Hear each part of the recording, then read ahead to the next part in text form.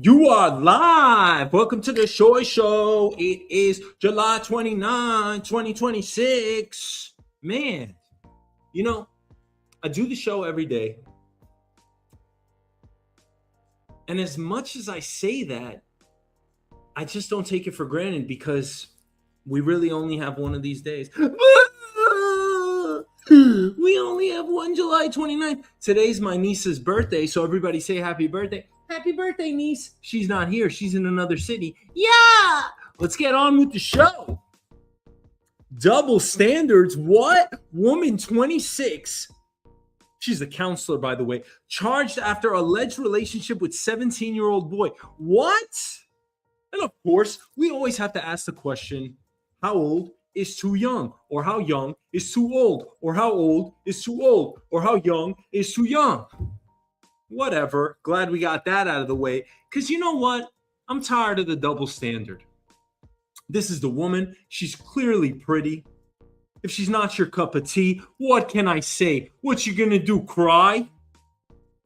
A 26-year-old San Francisco woman is facing multiple felony charges after prosecutors say she had an unlawful sexual relationship with a 17-year-old boy. Now, I need to ask you all, what do you think this 17-year-old boy is saying in his life? First of all, why'd he get caught? You know what I wanted to do when I was 15 years old, 14 years old? Yeah, I was going through puberty. I'm not saying anything. This is the Shoy Show, okay? We only speak real shit over here, as we always have done, as I have always done in my life. No need to sugarcoat anything. When I was 14 years old, and my school is right over here, when I saw my teacher walking down the hallway, yeah, we had crushes on teachers. Sometimes they were hot. And you know what we would do? We would talk some shit. Why? Because we're guys, because we're animals. What do you expect us to do? Don't get mad at us. That's what men do. And guess what? Women do the same. I'm not trying to make excuses here. But women do the same thing, right? You guys have no sexual appetite. So enough with the political correctness because it pisses me off. It actually pisses off everyone. At some point or another, it's going to piss you off, the double standard. So when I would be walking around the hallways, sometimes my teacher would pop her head out and I'd be like, oh yeah, look at that piece of tail. Yeah, I'd like to do something to her. I'd like her to teach me extra. Anyway, according to court documents, the woman worked as a behavioral health clinician, and investigators alleged the teenager was under her care when the relationship began. Prosecutors filed several felony charges, arguing that her position of trust made the allegations especially serious. Shit, man. You know, every time I see one of these cases, I'm not saying that this is acceptable because it is a traumatic experience, right? At the end of the day, you don't know how the kid, this is why we call them minors, right? Universally, in this country, right, nationally, we have agreed on an age and we need to abide by it. There's no other way that you can put it. So as much as I poke fun at these ideas, we have to accept that we have a statute. We have to live by those rules and those guidelines. And if we don't, there are repercussions. Now, what I'm stating here is the obvious, but what I'm really trying to get at is the fact that the unknown is what this actually does to the child. The child is still developing. The brain doesn't fully develop until around 25 years old. So we can't just say that this was harmless. It's not. She doesn't know the impact that it's going to have on him. Now, if I speak generally, I think anybody that scores with an older woman, especially these ages, this age range, 17 years old to a 26-year-old woman, I would say that he's pretty confident and proud. And I think most men would agree with me. It doesn't mean that we're right. But I don't know that this kid was necessarily traumatized. However, we have laws, and that's the way the system works. So the case is still working its way through the courts. And like anyone charged with a crime, she is presumed innocent unless she is proven guilty. But the story raises bigger questions that come up almost every time a case like this makes news. If the genders were reversed, a 26-year-old man accused of having a sexual relationship with a 17-year-old girl, would the public reaction be the same? I don't know. Did you hear what Jeffrey Epstein said? He said, because the statute of limitations differs from country to country around the world, therefore, what is the threshold? If it's 16 in the UK, if it's 16 in Romania, and it's 18 here in the United States, what Jeffrey Epstein was arguing, and of course I'm not supporting Jeffrey Epstein, to hell with him, and to hell with Ghislaine Maxwell and everyone else involved in that. We've done many videos on this. They are demons, they are devilish people, and they will be punished. In due time, they will be punished. This has nothing to do with karma, by the way. Jeffrey Epstein believed that when a woman started menstruating, she was ready to have sex.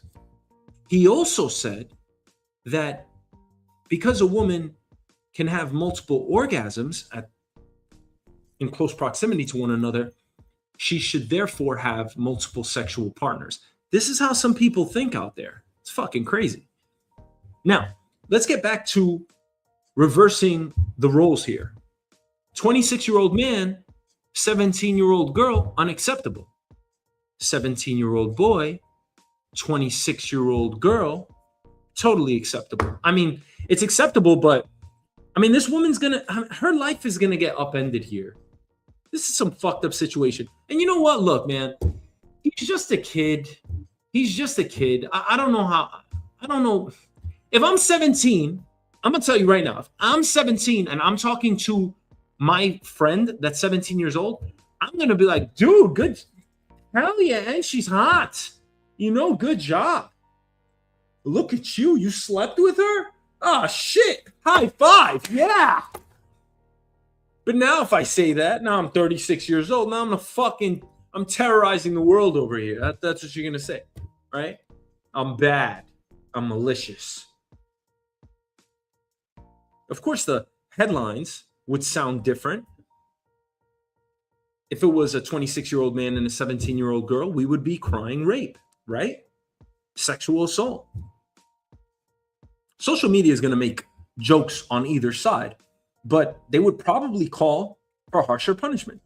Supporters of that argument say society often treats female offenders more sympathetically, especially when the alleged victim is a teenage boy. Others argue that the legal system still prosecutes these cases seriously and that every case depends on the evidence, the ages involved, and whether there was a position of authority. One fact that's difficult to ignore is that this wasn't just an allegation involving two people close in age.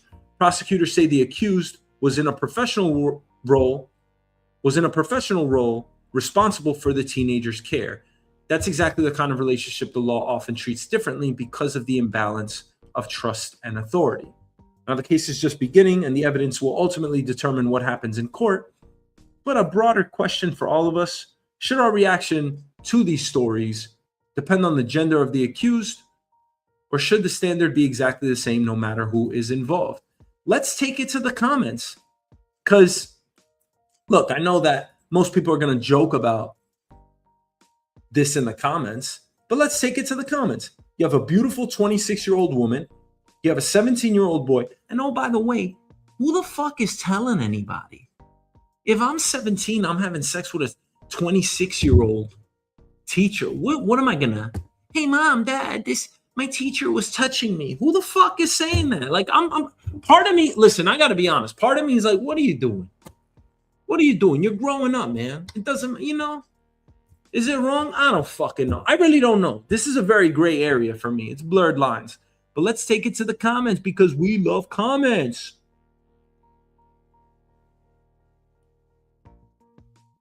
A younger and beautiful female friend of mine was recently accused of misconduct as a counselor to youth. She was put on leave for over 2 months while it was investigated. Had her personal phones confiscated. Rumors swirled around that she was fired and arrested by all of the kids.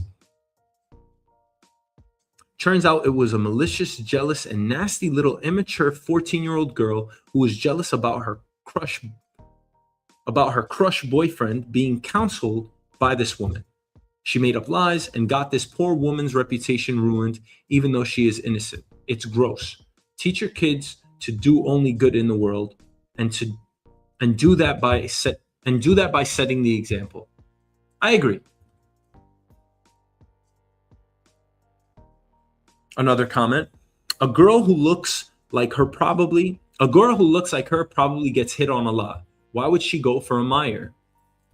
She went for a minor because that's what she was into, man. What the hell? I don't know. What you gonna say? Easy picking. She thought she was safe going after a broken young criminal, but once the boy started bragging to his homies and his homies told him he could make a ton of money suing her, he flipped. Oh shit. Yeah, he's probably gonna get paid. That's how it goes. You know what I'm saying?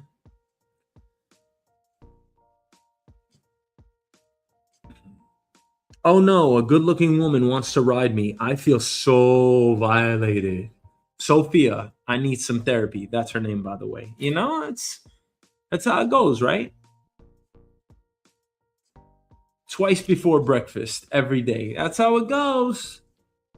His father will give him his first beer. Listen, a lot of men are going to be celebrating.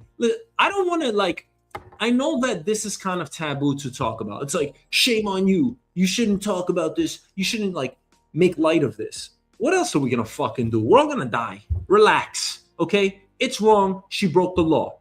This is why we don't fucking break the law, because there are repercussions. And yeah, I guess she's wrong. However, I mean, I don't know. It's hard to look at this as such a grave crime. I just don't think it is. And if it was the other way around, yeah, that's difficult. See, look at me. I'm even following the same double standard. Because if it's a girl, it's just different. Am I wrong for saying that? That's the way it is. And if you don't admit that, you're lying to yourself and everyone else. I'm not saying that we don't have to overcome that, but that's the way it is. There is a double standard. This is a man in this situation having sex with a girl minor, totally different. And it's going to be treated differently in court. But the other way around, I mean, he should have just keep your mouth shut. You know, you hit the lottery over here, right? Shut the hell up and just keep it moving. I'm kind of mad at the kid, to be honest. I mean, I'm just being honest. This is how it goes. All right, next topic. Oh, and people are pissed about this. I mean, people are mad.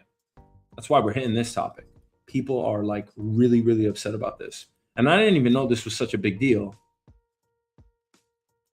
So the Trump administration is going to end Medicare Part D in 2027. I looked into this. It just doesn't seem that bad, but this is why you got to read the news. You got to understand what's going to impact you.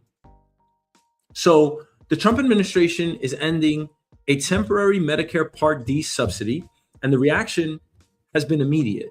Like this one article that I saw had over 15,000 comments, and it was just opened up this morning. So they had about 8 hours to comment. Thousands of people are debating whether this is a necessary spending cut or the beginning of higher health care for seniors. Now, before we get into the politics, because this is extremely political, what exactly is Medicare Part D? A lot of people hear Medicare and assume it's one giant program. It isn't. Part A covers hospital care.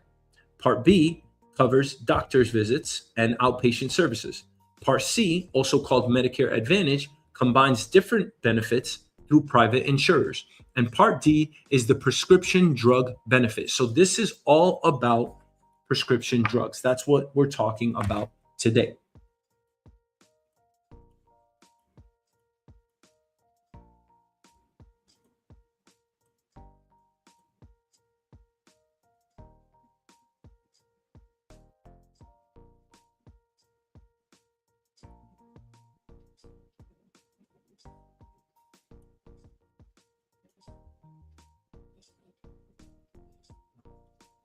I knew I had a spiffy graphic.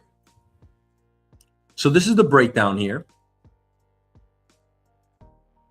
And here's something I didn't fully appreciate until reading the story. The federal government doesn't usually run these drug plans directly. Instead, private insurance companies like United Healthcare, Humana, CVS, Aetna, Cigna, and others offer the plans, and Medicare pays those companies to provide the coverage.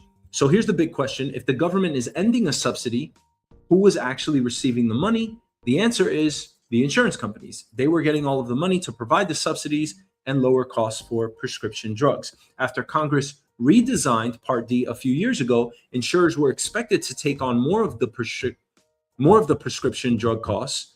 To prevent premiums from jumping immediately, the government created a temporary subsidy worth billions of dollars to help insurers transition. Now the administration says that transition period is over. Dr. Oz says the subsidy was always intended to be temporary. He argues insurers have had time to adjust. Taxpayers shouldn't keep paying billions to prop up premiums, and most Medicare beneficiaries will still have access to affordable plans if they shop during open enrollment. But of course, there are people that see this differently. They argue millions of seniors could see higher monthly premiums, especially those who stay with their current plans.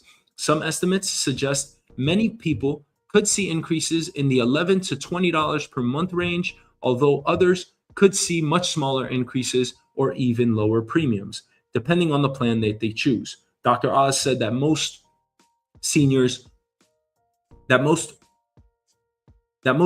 users would see under $10 increases. Now, here's where the story gets interesting. The subsidy is estimated to cost taxpayers about $3.6 billion this year. So now I have questions. If taxpayers are spending billions of dollars to help private insurance companies, how much of that money is actually benefiting seniors versus improving insurers' financial results? I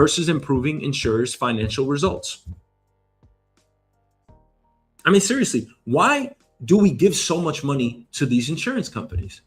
It's bullshit. Everybody knows it is. There's no reason why we should have a go-between.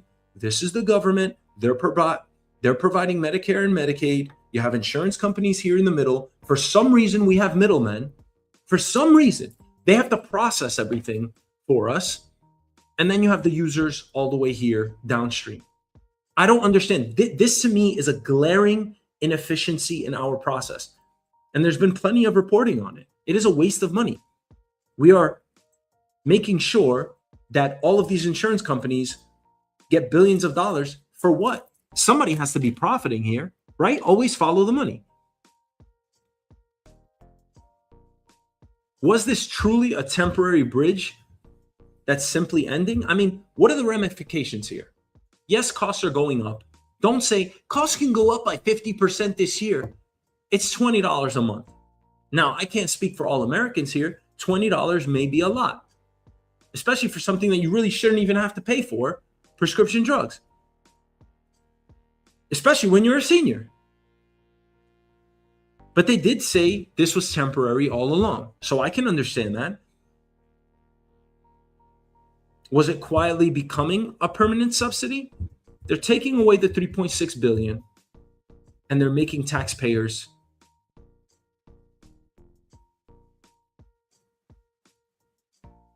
essentially bridge the gap. And most importantly, if the government saves $3.6 billion by ending this program, where does that money go? Because you always have to ask this question. Just because you say, hey, we're saving money over here, like Doge, right? Elon Musk came in, Department of Government Efficiency, and he says, we're going to cut over here, and we're going to cut USAID, and we're going to cut that out. And look, we're paying all these people fake benefits. These people are dead, whatever. Where'd the money go? To the Iranian war? Do we even have a say as to where it goes? I'd like to have a say. Can we have referendums on where our money goes? It's our money, right? It's our money. It's coming out of our paychecks. It's going to be spent somewhere else. Where? Who makes that judgment? Ah, yes, our representative democracy.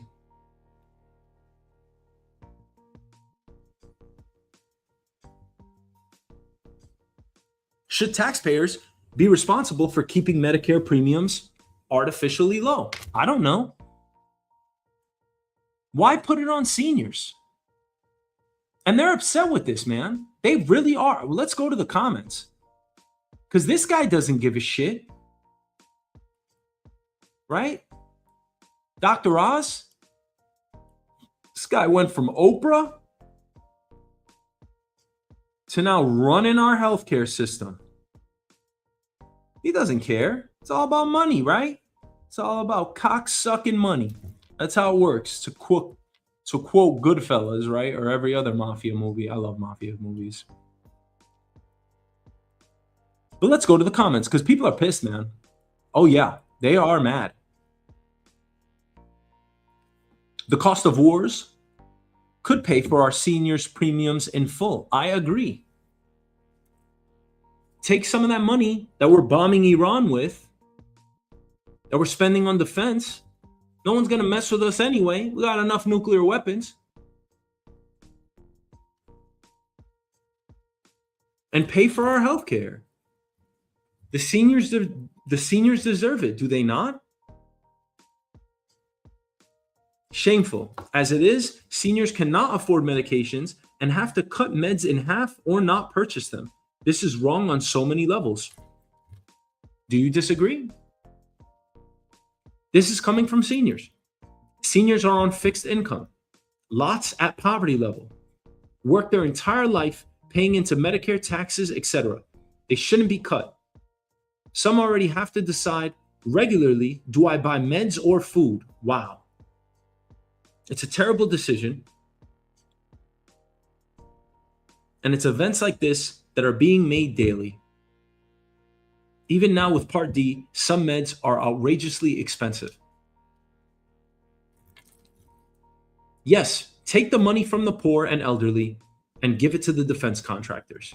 Because that's where the money is going, right? Every time they say that they're taking money from here, they're just putting it over there. They don't just leave it sitting in their coffers. And we already know that the rich get richer in this country. And oh, by the way, they don't really pay their fair share of taxes, but I digress.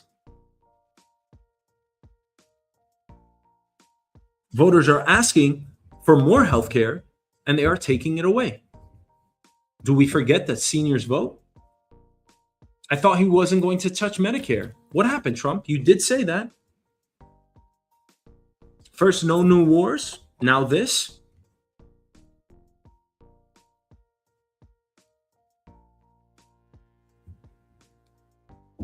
Someone has to pay for these wars and tax cuts for the rich. Why not seniors like me on a fixed income? Why are we placing the burden on seniors? They are the last people that deserve to have more money coming out of their pocket. And it's $3.6 billion. We see this government shit $3.6 billion.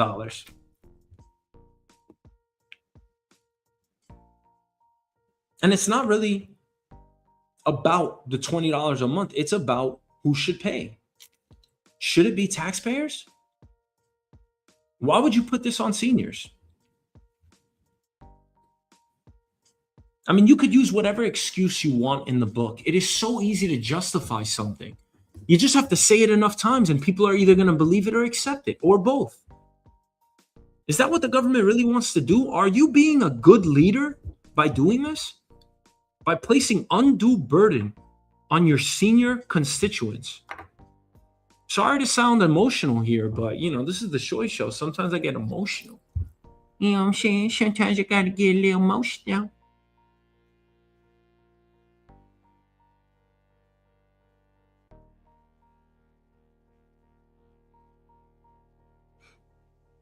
So seniors are going to end up paying an extra $10 or $20 a month, and you might see that as de minimis. It's nothing.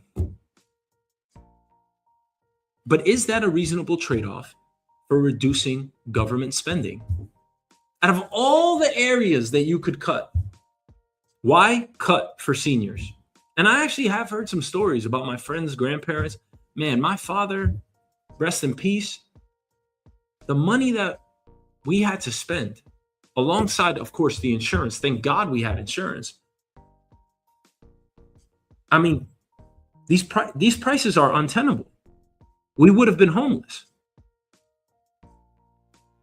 So who should pay? And I think, I'm just going to go out on a limb here. I think 90% of Americans would say, yeah, don't make seniors pay. They worked their entire fucking lives. They dealt with a whole bunch of bullshit. They can't fend for themselves. They have single incomes, Social Security, maybe disability. They may be on some assistance. They're the first people, them and children, that need the help. Why would we cut there? Damn. Does this government have any soul? I'm sorry, but I'm reading the backlash and I'm also reading the writing on the wall.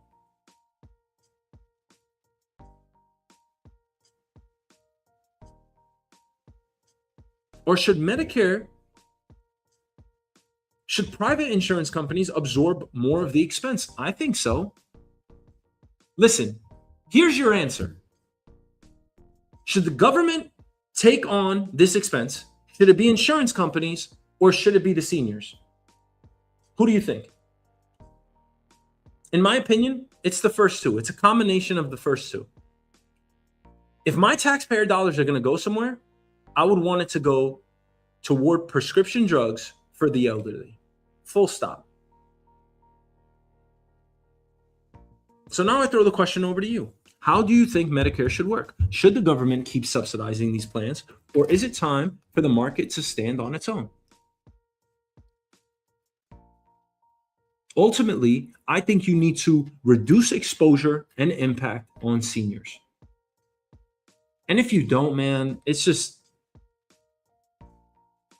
makes me question this government's priorities. Again, out of all things to cut, why would you hurt seniors? Why would you even sniff in that area? You got a million other places you can look to. And I know you're going to get criticized no matter which way you go, but this is probably the last place that you should look to cut funds. All right, next topic. Oh, we got a juicy one. Oh, who wants a juicy one? Juicy, juicy, juicy. Oh, we gonna get real juicy right now. Oh, we're gonna get juicy.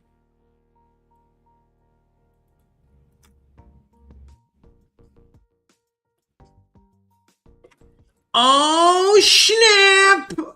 Oh, shit. Fight. Who doesn't love a good fight? That's why we love Jerry Springer, right? Fight. No Jewish members? It's the Jews versus the Muslims? Oh, shit. That's why we voted in Mamdani, right? Because we want to see some war. Yeah. Oh, shit. Zohran Mamdani, mayor of New York City, is facing new criticism after announcing the members of New York City's Mayor's Advisory Committee on the Judiciary. This is a panel that helps evaluate candidates for family court, criminal court, and interim civil court judges. These aren't judges themselves. They're the people helping decide who becomes a judge. And guess what? Jews were selected. Oh, shit, motherfucker. Oh, shit. That's the controversy. 4 Jewish bar associations say not a single Jewish attorney or former judge was appointed to the committee. Oh, shit. What do you think Mayor Mamdani was going to do? And by the way, I am pro Mamdani. I'm actually not pro Mamdani, okay? I'm in the middle. I don't give a shit about this guy over here. I don't give a shit about this guy over here. Same thing with Trump. I don't care about Trump. I don't care about Biden. I don't care. Okay. I am just fascinated with politics. And I am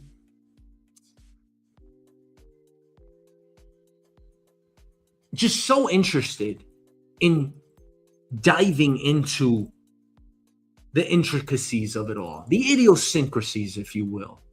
That's what fascinates me. So, I'm not pro anybody. If you are a good altruistic leader, bravo. I want you to stay in power. I want you to keep leading, I think is the better way to say it. But aside from that, this is all pomp and circumstance. It's a whole bunch of bullshit, okay? There's a reason why you want to be mayor. Most people want to be mayor or want to be president because it's a power trip. All right. I do believe in Mamdani, but that's besides the point. He ain't selecting no Jews because he ain't playing that game. He's saying, yo, hey, listen up. Don't you know who I am? You know who the fuck I am? Oh, shit. Now, these Jewish bar associations, they're mad. They're sad. They shed a tear. Not a single Jewish attorney or former judge was appointed to the committee. That's despite City Hall describing the panel as a truly representative cross-section of New York City's legal profession. Ooh. The committee has 18 members and includes former judges, prosecutors, public defenders, law professors, civil rights attorneys, and partners from major law firms. The administration says it intentionally broadened the committee to include legal professionals who historically had less representation in the judicial selection process, such as public defenders and family court advocates. No one gives a shit. Bring me the blood. Yeah. No Jews on Mamdani's truly representative NYC Judiciary panel. Fight, fight, fight, fight, fight, fight, fight. That's all we want, right? This is the Coliseum, baby. We just want to see war. We want to see blood. Yeah. Listen, Mamdani, nobody hates you. I believe you're a good guy, you know? I'm just talking to your picture right now. You don't know what the hell's happening, but I believe you're a good guy. Now, why didn't he select Jews? Okay, listen, we don't beat around the bush over here. Why didn't he select Jews? Was he making a statement? Maybe. Maybe he was like, enough of this shit. You heard what he said about Netanyahu? Then 2 Jewish people got stabbed on the Upper West Side. But listen, we shouldn't be doing this either. I don't care if you like Jews or not. You can't hate Jews. I mean, you could in private, but it doesn't really make any sense. You can't hate anybody. You can't just hate a group of people. It just doesn't make any sense, right? At that point, I have to call you stupid, right? It just doesn't make sense. So, and we should be a lot more humane than that, right? But everybody has their stereotypes. And look, a lot of Jewish people voted for Mamdani. They don't think he's a bad guy. He's not. He doesn't come off as a bad guy. He comes off as one of the better leaders that we have had. I think in general, in the United States, not just in New York City. But it doesn't matter how disappointed they are. They will be voting Democrat, most likely, right? Because that's what people do in New York. And this is how it goes. And now people are saying, you didn't do everything in your power to stop this guy from getting elected, and now you're deeply disappointed? Pretending things are not as bad as they actually are was the problem in Germany. Remember that? Oh shit, people are pissed. You were sold a bill of goods by a slick communist with a great smile. Oh shit! This is why I love reading the comments. Who stabs while smiling. Oh shit! Oh, now we're getting somewhere. Yeah! Bring out the guns. Yeah! Anyone who believes the 30% discount in his grocery stores is a fool. Ask John Castataminides, who will tell you there is about a 2% profit margin, so the additional discount will have to be covered by taxpayers or the stores will close up. Ask the Democrat mayor of Kansas City, Missouri. It was tried and it failed. How's Tehran on the Hudson look now? Oh, shit. Now, more comments. We can't get to more comments. What's going on over here? Listen, people are mad. All right. And Mamdani, this is what happens when you're mayor of New York City. We talk a lot of shit over here. Okay. Doesn't mean he's doing a bad job or anything, but no Jews on the board. 18 members, not a single Jew. You know how many Jewish lawyers there are. New York City has the largest Jewish population of any city outside Israel, roughly 1 million Jewish residents, or about 1 in every 8 New Yorkers. Wow. Jewish attorneys have also long been a significant part of the city's legal community. So critics are asking, if this committee is supposed to reflect New York's legal profession, how does it end up with 0 Jewish members? You know why? Because Mamdani was like, you want to keep bombing Gaza? You ain't getting a spot on this committee. Oh, shit. That's how it works, buddy. It's just like Trump, right? Trump was extremely cavalier in his approach during the campaign. But this is what a representative democracy is, isn't it? You say one thing, you do another. Once you get in power, what are people going to do? Protest? That goes away. What you going to do? Vote the next election? You're probably going to forget about all that. Who cares? Right now, he has carte blanche for the most part. Is he doing anything bad? Probably not. So what? There's no Jewish member. So what? If there was no black member, I'm sure black people would say, hey, there's no black people. I'm Egyptian. There ain't no Egyptian member. Stop crying. This also represents a change from previous administrations. Under Eric Adams, and you know we all love him, Jewish attorneys, including former administrative judge George Silver and former family court judge Ronald Richter, served on the committee. They are not on Mamdani's newly appointed panel. Boo-hoo! The administration rejects the criticism. City Hall says religion played no role in the selections and points out that Mamdani has appointed Jewish judges elsewhere. The mayor says the goal was to create a committee with broad legal experience and a more transparent judicial selection process. Did he do anything wrong? No. Stop crying.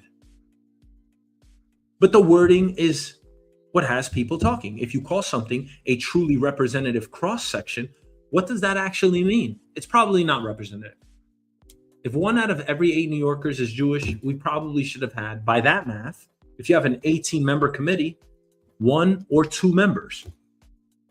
Is it really about professional backgrounds? Yes, I think we should have a diverse selection. By the way, this isn't even about DEI. If you don't want diversity in your company or on your board, you're a fool. You are a fool. The studies have been done. If you are trying to sell to the masses, you should have a very diverse board. If I had a board of directors on my company, I want a black woman. I want like half women, half men, black, white, yellow, everything you could think of. I want the United Nations on my board. Because all white men, it just doesn't cut it. And this isn't a white or black thing either, by the way. It's not that you can't get it done with all white men. It's been done before, and it's been done before prosperously. I'm just saying that the evidence shows that the more diverse a group is, the more effective they are at their management.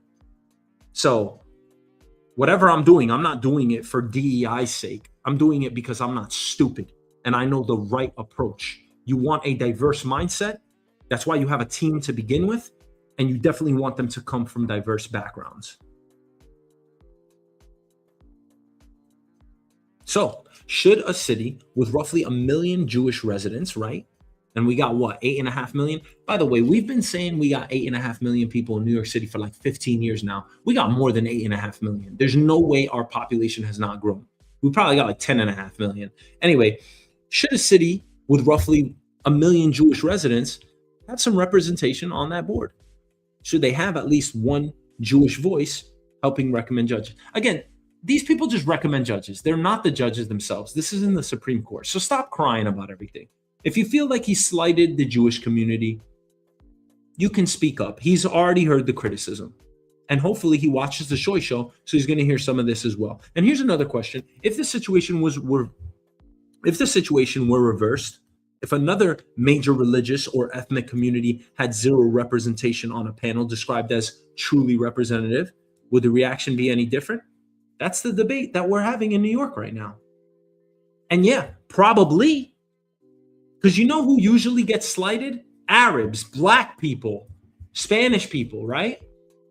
So enough of this, we got enough Jewish people in power everywhere. Right? These are probably the last people that should be complaining. This isn't a slight against Jews or anything, right? But I'm just saying, yeah, He was held. They were held off the board for a reason. Mamdani's not stupid. Chances are he was just like, you know what? We don't need to select a Jewish person on this board. That's how it goes.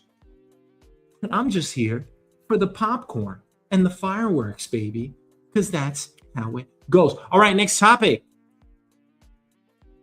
Oh, shit. I've been waiting to get to this topic. Oh, I've been waiting to get to this topic so long in my life. Look at this guy, Jared Kushner. Oh, Jared.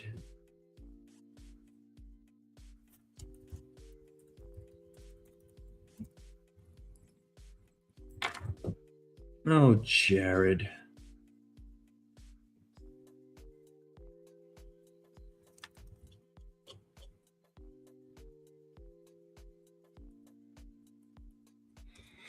Jared Kushner, you have so much money and we don't know how. Jared Kushner, you are so rich, we don't know why. All right, Jared Kushner, son-in-law of Donald Trump. Oh man, how nice is that? See, a lot of people are born into poverty, but not if you're Jared Kushner. If you're Jared Kushner, you're worth $1 billion. If you're Jared Kushner, you get married to Ivanka Trump, the daughter that President Trump idolizes. Yeah, look at that. That's what you do. Look at that smile on his face. I'm so rich, I'm a billionaire. And I married the president's daughter, and she doesn't even wear her wedding ring because she doesn't give a shit, because I don't give a shit, because I'm so rich. Maybe this picture was taken before. I don't know. Okay? All I know is he has a ton of influence. He does whatever the fuck he wants. You know why? Because he's Jared Kushner, a wolf in sheep's clothing. You think Jared Kushner gives a shit about you? He'll step on you like a cockroach. And what I want to do today is get into Jared Kushner's investments. Look at this fucking guy. Look at this guy. Jared Kushner, founder and managing partner, Affinity Partners, private equity firm. Focus, technology, healthcare, consumer, real estate. What?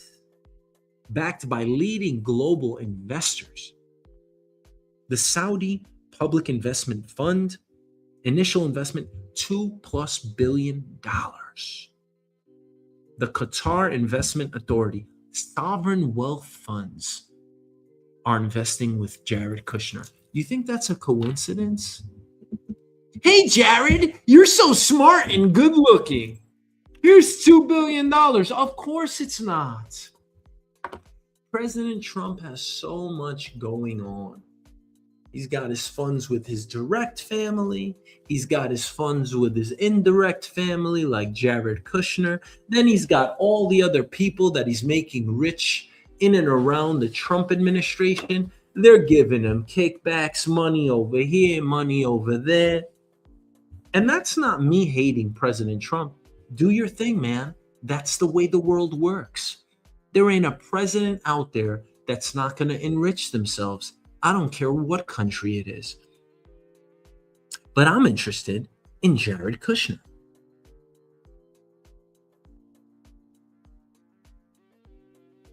Now, Affinity Partners acquired Electronic Arts. Yes, that's the gaming company.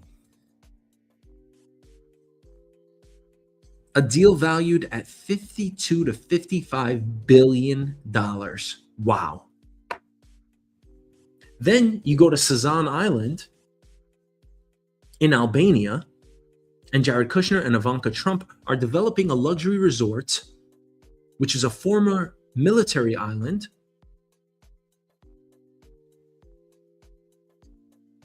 And they have secured a long-term lease from the Albanian government. Even though people are protesting out there, there's been hundreds of thousands of people saying, nay, this is our getaway, this is our island. We should have access to something that sits within our domain. Then you have Israeli technology investments. Affinity invests in Israeli companies across key sectors and helps them expand into Gulf markets following the Abraham Accords, cybersecurity, healthcare, software, fintech. Then you have fitness and health technology. He owns Whoop.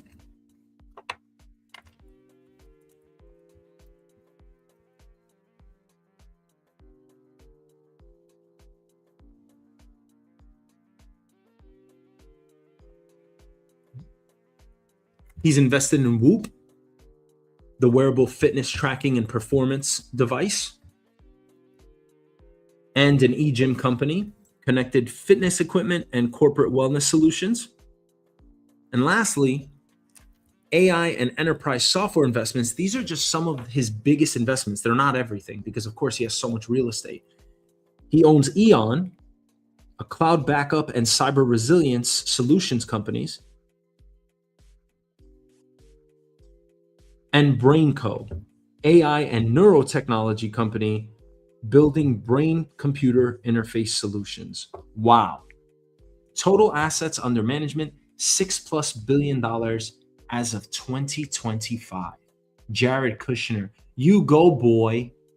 You so rich, Jared Kushner. How'd you get so rich? I don't know. Maybe it's because of everyone around you. You used to be a senior White House advisor. You're up Trump's asshole because that's the way it works. And you're just making money all over the world. You speak on behalf of the United States in an unofficial capacity. Makes sense to me, right? What? This guy does not work for us right now. Why the hell was he going to talk to Iran? That's the problem that I have with him. Oh, and by the way, I'm really jealous. Now, let's jump into it. Before politics, he was already rich. His family, led by his father, Charles Kushner, had built a multi-billion-dollar real estate empire. Jared was never some guy starting from nothing. He was fed with the silver spoon. He was fed with the silver spoon. Jared becomes one of the most powerful advisors in the White House. That's not a coincidence. He wasn't elected. He wasn't confirmed by the Senate. It was because he was Donald Trump's son-in-law. He sits in high-level meetings. He works on Middle East policy. He meets with kings and crown princes and presidents and sovereign wealth funds. He bathes in money. He throws gold coins into the air. Jared Kushner, you have so much money. Then he leaves office, and within a short time, he launches a private equity firm called Affinity Partners. Today, that firm manages more than $6 billion. One of the biggest early commitments, about $2 billion from Saudi Arabia's public investment fund. Let's think about that for a second. Or two. 1, 2. How many people leave a government job and immediately raise billions of dollars from foreign sovereign wealth funds? Not many. Then you look at where the money is going. Technology, artificial intelligence, Israeli startups. Oh, by the way, he's Jewish. Luxury real estate developments, major international investment deals. Again, I'm not saying that that's illegal, but I'm asking whether those opportunities would have existed if Jared Kushner had never stepped foot in the White House. Probably not, because it's all about who you know, right? Would foreign governments have written those checks if he were simply another real estate executive? Probably not. Or did years of building relationships as one of the president's closest advisors make all the difference? Probably yes. Because this really ain't about money. America has plenty of billionaires. This is about access. This is about the revolving door between political power and private wealth. Whether you're a Republican or a Democrat, shouldn't we all ask the same question? When someone leaves office, one of the most powerful jobs in the world, and then raises billions of dollars from foreign governments that they just dealt with while in office. Is that just good business? Yes. They needed Jared Kushner. They couldn't have done any of this without Jared Kushner, because we had a shortage of billionaires in the world, and it was only Jared Kushner. He made the short list.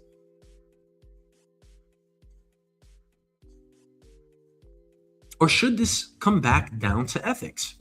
And I'm not one of these super ethical people. I'm just saying, where there's smoke, there's fire. And I'm not going to sit here, don't try to make some stupid ass argument saying that every dollar here was earned fairly. It was not. That every dollar was based solely on business judgment. This is because he had the connections. Political access, personal relationships, that becomes the person's greatest financial asset.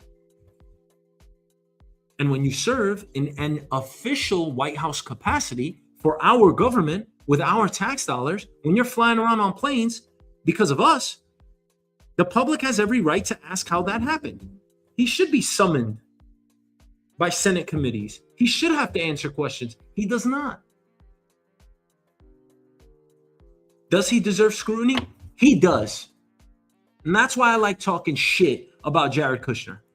Because A, I'm jealous, and B, I smell something really fishy over here. Real fishy. And I love fish. All right, next topic.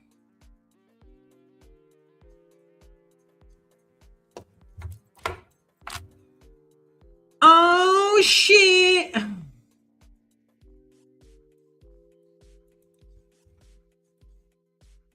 Come on.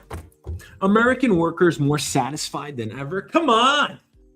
You believe this? Who the fuck is satisfied with work? If you ask me, I'm an IT project manager. Am I satisfied? Am I happy with the money that I get? All things considered, in the world that we live in, with the rat race that we have to be in? Yeah, I guess I'm not, making a ton of money. I'm making 150 a year. That's great. That's very good. All things considered, I work remote. That's a good job. That's good. I'm not complaining over here. Am I satisfied with work? It depends on how you ask the question. But to read these statistics, this is when you have to say, take these surveys with a grain of salt. American workers are apparently more satisfied with their jobs than at any point in nearly 4 decades. Wow. That's what this survey says. Every January, the Conference Board asks American workers about their jobs as part of its Consumer Confidence Survey. They've been doing this since 1987, which means they're not just comparing this year to last year, they're comparing today's workforce with nearly 40 years of history.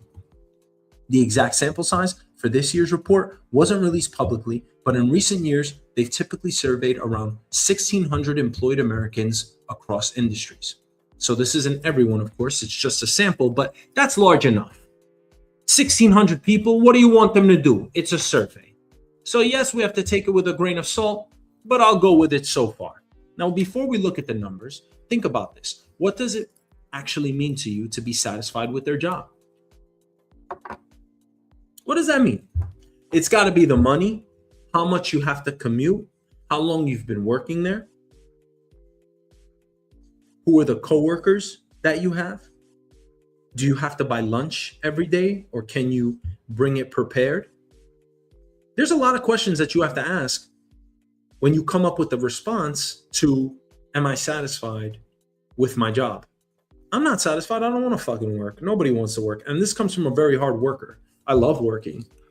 But at the same time, you want to do something that you care about, something that you love. Should not do what I love. But that's not how life works, right? You got to bite the bullet. Somebody told me that at a very young age, and I'm still biting the bullet. As a matter of fact, my boss is sodomizing me every day. You know why? Because that's how life works. Pucker up, bitch. So, does that mean that you love what you do? Who the fuck loves what they do? If that's how you equate job satisfaction, that's bullshit. That's bullshit. I don't believe that half of us love what we do. And for the people, sometimes I speak to people and they're like, yeah, I love what I do. I'm like, really? The fuck? You don't even have to tell me your job. I'm already not believing you. I'm already in doubt. Does it mean that you feel challenged? I mean, I think coming into my career, I'm not ungrateful here and I don't take my work for granted. But who the hell likes working, right? Or does it simply mean that you're paid enough to stay? Now let's walk through the long-term trend from 1987 to today. Let's look at these numbers. Overall, 68.9% of respondents are satisfied with their jobs. What? 69%? In 2010, we hit a low. In 1987, it was 60%. Listen, everybody varies, right? I worked at Levi's when I was, 16 years old. I worked at Starbucks. I'm not going to say I was satisfied at those jobs, but at the time, it was a means to an end. And I knew what I could get, right? I knew what my ceiling was at that point. At least that's what I thought, right? I just had to get a part-time job. So getting a job at Levi's and having money in my pocket meant the world to me. So in that case, I guess I was satisfied. Now let's look at some of these numbers. Job satisfaction by annual income. 45% of respondents making under $25,000 a year were satisfied. I mean, maybe I'm just jaded. Maybe I have the problem. I can't believe that. You believe that?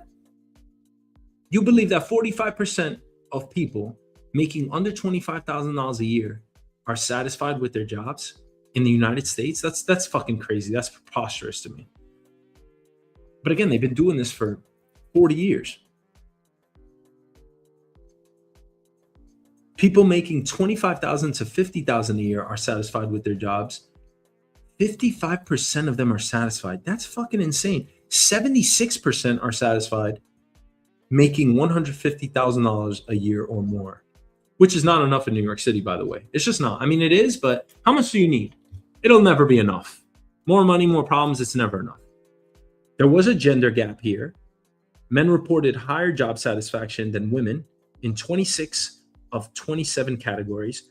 Biggest gaps in pay, health insurance, retirement benefits, bonus plans, opportunities for promotion. Yeah, that makes sense. Women have always been underrepresented, underserved, right? They didn't even get the right to work till well after men always had that right? The AI factor, nearly 4 in 10 workers say advanced AI tools have improved their job satisfaction. 39% say AI has improved my job satisfaction. 26% say AI has decreased my job satisfaction. AI has definitely helped me, bar none. I am so happy with AI. Like, it made my job a lot easier.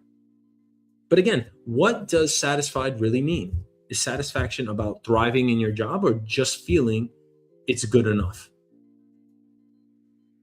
Especially in an uncertain job market, it's always going to be uncertain. No matter where you are, right? It's all relative, but it's always going to feel uncertain. But man, 68.9% of people are satisfied with work. Wow. I don't know. I don't even know how you begin to answer that question.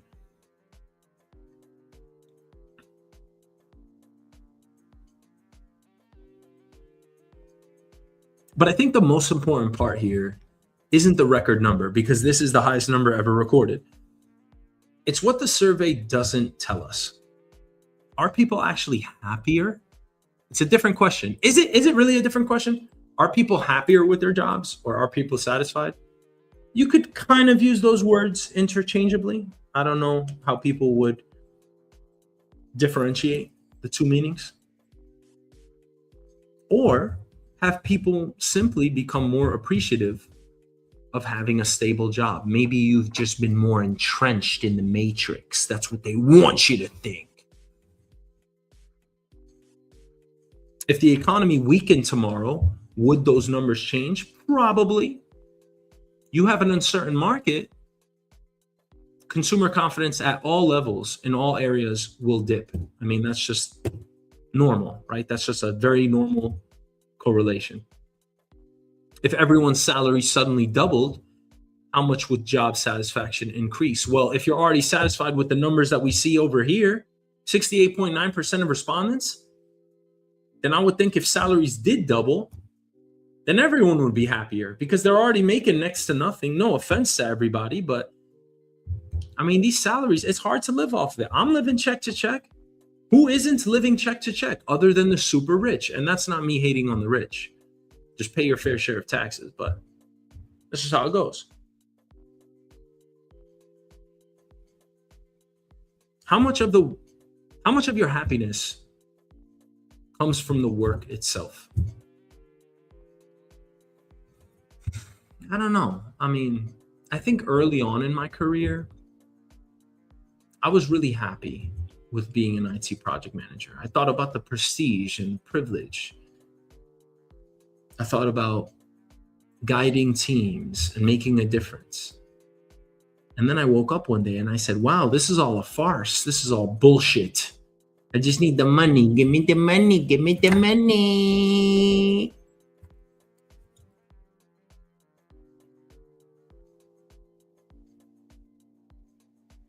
Have we built better jobs over the last 40 years? Maybe.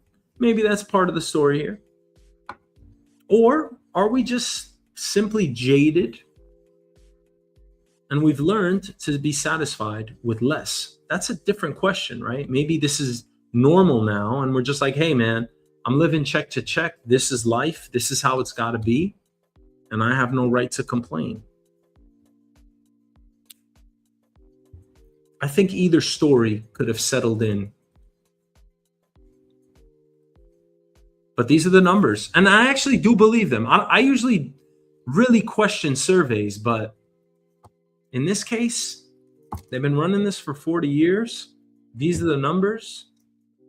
They question 1,600 people a year on average. 68.9% of people are satisfied with work. That's befuddling. But what you gonna do? Be a cynic all your life? Ain't nobody got time for that. You gotta go back to work. Thank you for watching. See you next time.